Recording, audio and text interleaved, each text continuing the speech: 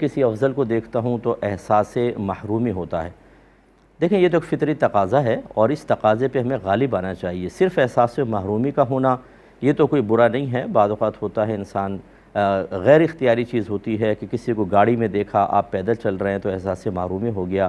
آپ کرائے کے گھر میں رہ رہے ہیں، بڑی پریشانی میں اور سامنے والے کا بہت اچھا گھر ہے، احساس محرومی ہو گیا۔ لیکن جب یہ احساس محرومی بڑھ کر شکوہ شکایت تک چلا جائے اور اللہ تبارک و تعالیٰ کی ازلی تقسیم پر اعتراض پیدا ہونے لگے تو سمجھ لیجئے کہ اب یہ زوال ایمان کا سبب بھی بن سکتا ہے۔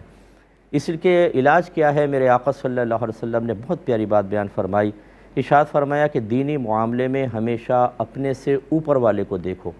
اور دنیاوی معاملے میں ہمیشہ اپنے سے نیچے والے کو دیکھو۔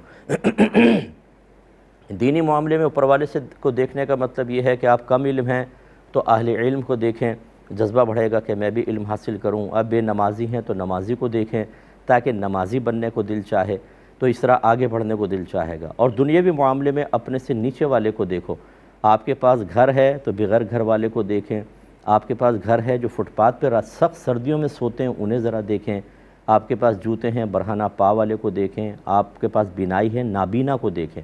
آپ کے دونوں ہاتھ ہیں کٹے ہوئے ہاتھ والے کو دیکھیں،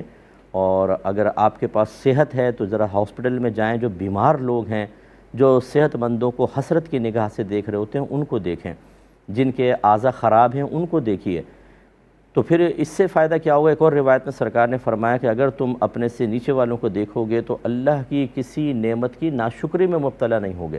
تو اس لیے اسی طرح دیکھنا چاہیے ہماری بہنوں کو خاص طور پر ہر وقت یہ شکوہ بعض اوقات ہوتا ہے، شوہر کے پیچھے لگ جاتی ہیں کہ دیکھو اس کو اپنی بیوی کو اتنا دیا ہوا ہے، ان کا ایسا مکان، ان کے بچے اتنے اچھے اسکول میں پڑھ رہے ہیں، ہمارے پاس کچھ بھی نہیں ہے۔ اگر آپ ایک فیوچر پلان کرنا چاہتے ہیں اگر آپ چاہتے ہیں کہ ترقی کریں اور حلال اور جائز طریقے سے تو یہ برا بھی نہیں ہے، ٹھیک ہے آپ مشاہدہ کر رہے ہیں، لیکن ایک شکوے کے طور پہ کرنا اور ہمیں کیوں نہیں دیا اور شوہر کے پیچھے لگ کر، جبکہ وہ بیچارہ پوری محنت کر رہا ہے لیکن اس قابل ہرگز نہیں ہے کہ وہ اتنی نعمتیں لا سکے، لیکن آپ بار بار اس کو ٹارچر کر کر کے احساس دلا کر حتیٰ کہ ایک وقت اس میں ایک ایسا جذبہ جگا دیں کہ وہ کہے کہ اب مجھے نہ اللہ کی پرواہ نہ رسول کی، میں ان کی خواہشات پوری کروں، ان کے چہرے پہ پھیلی ہوئی خوشی دیکھنا چاہوں، ان کے چہرے میں جو ابھی حلال کمانے میں اپنائیت نظر نہیں آ رہی، حرام کما کے اس اپنائیت کو تلاش کر لوں، تو پھر آپ اس کا بیڑا غرق کر دیں گے اور نتیجہ یہ نکلتا ہے کہ دنیا میں کبھی تو ایسا آدمی گرفتار ہو جاتا ہے اور کبھی اسی حالت میں مر جاتا ہے اور اخروی گرفت میں گرفتار ہو جائے گا اور سبب یہ بنیں گے۔ اس لیے اپنے سے نیچے والوں کو دیکھیں۔ اور اس کے علاوہ میں آخری ایک نصیحت تمام اپنے بچوں کو کرتا ہوں، بچوں سے مراد جتنے ینگسٹرز ہیں، جتنے میرے بھائی بہن ہیں اور جتنے ہم سے عمر میں چھوٹے ہیں، کہ اپنے اندر صلاحیتیں تلاش کریں۔